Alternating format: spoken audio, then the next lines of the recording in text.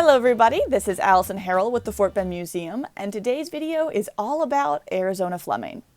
Now, before we get into the remarkable life of this woman, I do need to give a quick shout out. All of the research for this video was actually done by another staff member. So Ana Alicia Acosta, the site manager here at the Fort Bend Museum, pulled together the life story of Arizona for me, and she also pulled all the pictures I'm going to be using in this video. So I just wanted to give a quick thank you for all of her really hard work. Now, let's get right into Arizona. Arizona Fleming was born on March 23, 1884, right here in Richmond. Her parents were Beauregard Bully and Laura Fleming. Arizona went to segregated schooling all the way through 12th grade, right here in Richmond. And then after she graduated, she ended up going to Guadalupe College in Seguin, Texas. Now, this was a Baptist college that was founded in 1884 specifically for African American students. So after she graduated from college with her degree, she then moved to Houston. When she was living in Houston, she worked as a bookkeeper for the Segal Laundry. After her 4 years in Houston, Arizona moved back to Richmond. She began working as a seamstress, and she took on both black and white clients. Pretty quickly, Arizona realized that there was a need in her community that she could help fill. This was at the very end of the 1918 influenza pandemic that swept through the world and affected everybody. According to a Texas Coaster article, influenza was still a very present danger in the Richmond community into the 1920s. This period really exposed a need for a funeral home that served African American communities inside and out of Richmond. So, Arizona got to work. Arizona established the Fort Bend Fraternal Undertaking Company with other partners in 1927. This company was based out of Richmond, but it did serve Fort Bend, Wharton, Waller, Austin, and other communities and counties in the area.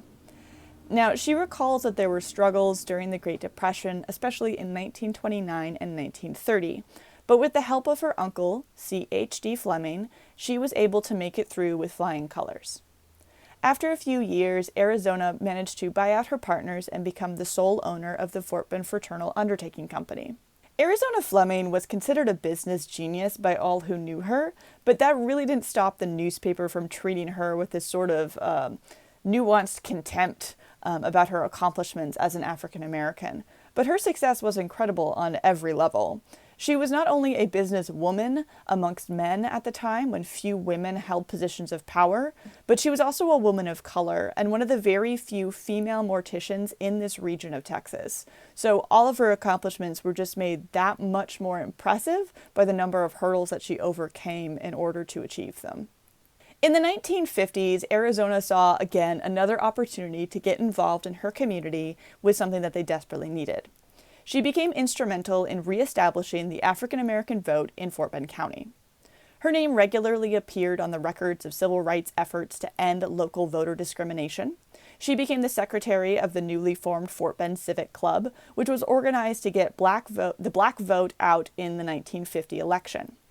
She went house to house to encourage voters, and at this point, 80% of eligible black voters participated in that particular election. When this participation was challenged, Fleming helped to fund the case that went all the way to the United States Supreme Court. During the first half of the 20th century, the United States Supreme Court heard a series of cases that addressed the efforts by white communities to exclude African Americans through a white primary system established in the South after the Civil War.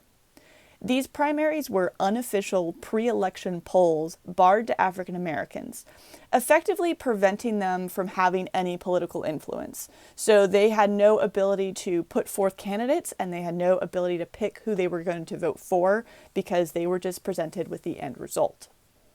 In 1953, the Supreme Court decided the last of these white primary cases, which was Terry versus Adams, and that's the case we're going to get a little bit more in depth on. For decades, politics in Fort Bend County had been controlled by the all-white political club known as the Jaybirds. The Jaybirds barred non-white voters from participating in their Democratic pre-primary elections. They were effectively controlling who was nominated and elected in this county through this system. Arizona and other local citizens like Willie Milton, who was a successful farmer and the president of the Fort Bend Civic Club, and John Terry gathered supporters and filed a suit against the Jaybird Association in 1950. During the next 3 years, Fleming was dedicated to the cause and worked alongside Melton in order to keep everything going. The Fort Bend Civic Club proved instrumental to keeping this discrimination case alive. They first won a pretty big victory when the United States District Court ruled in favor of the Fort Bend Civic Club on May 1st, 1950, but their success didn't last for very long. After the United States Court of Appeals for the Fifth Circuit reversed the trial court decision on January 11, 1952, the group met about whether they should take on the expensive appeal to the Supreme Court. On February 21, 1952, the meeting in Rosenberg was the largest ever held for the group, and it resulted in an all-out effort to fund the appeal to the Supreme Court. They solicited and received donations from churches and business leaders around the state. They also held a freedom ball in Kendleton to raise funds. Arizona herself made substantial financial contributions to this cause, and the Fort Bend Civic Club raised over $6,000, which was more than enough to pay for this appeal. Now, Arizona Fleming and Willie Melton were the only African Americans in attendance to these Supreme Court sessions.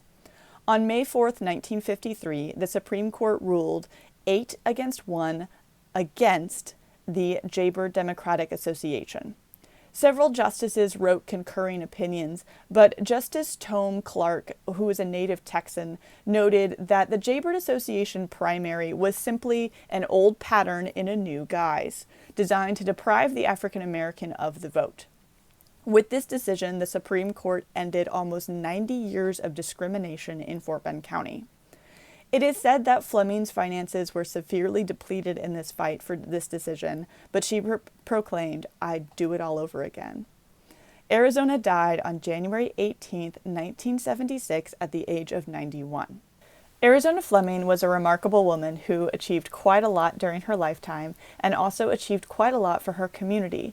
So Fort Bend County has benefited greatly from all the work that Arizona started and kept doing. In 1994, Fort Bend ISD named an elementary school after her.